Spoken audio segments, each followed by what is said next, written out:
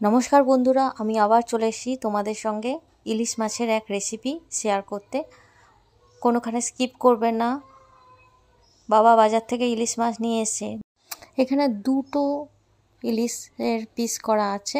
এখানে মাথা আর লেজাটা আমি সরিয়ে রেখেছি, কারণ অন্য রেসিপিতে আমি কাজে লাগাবো। তো এখানে আমি সর্ষে ভিজিয়ে রেখেছিলাম কিছুটা, আর কিছুটা বাদাম আর একটুখানি পোস্ত ভিজিয়ে রেখেছি, আর এটা আমি ছেঁকে নিলাম। কয়েকটা কাঁচা লঙ্কা দিয়ে দিলাম সাথে, আর দিলাম একটু রাঁধুনি।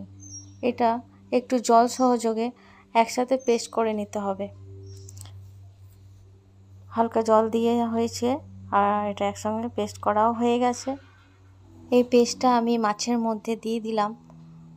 যতটা পরিমাণ জল লাগে সেটাও দিয়েছি পেস্টটার মধ্যে গুলে, আর হালকা হলুদ, লঙ্কার গুঁড়ো, আন্দাজ মতো নুন, কালো জিরা আর সর্ষের তেল কড়াইতে একসঙ্গে দিয়ে সমস্তটা মাখিয়ে নিতে হবে।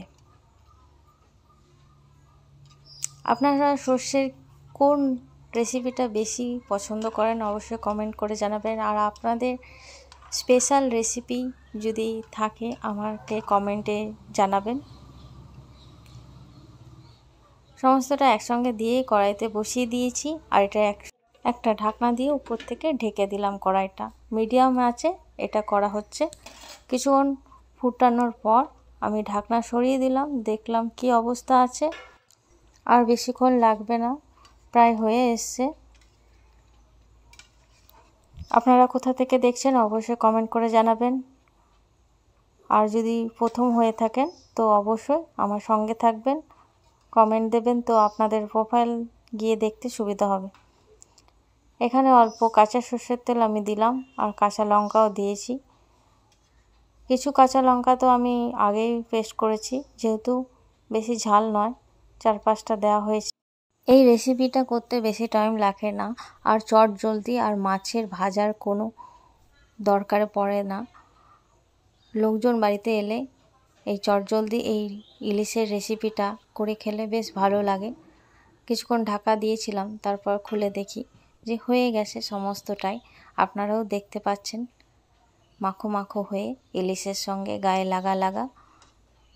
এটা গরম ভাতে একদম দুর্দান্ত রেসিপি।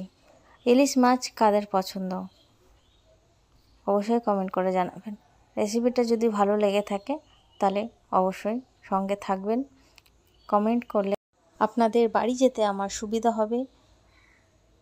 আর এতক্ষণ সঙ্গে থাকার জন্য অসংখ্য ধন্যবাদ।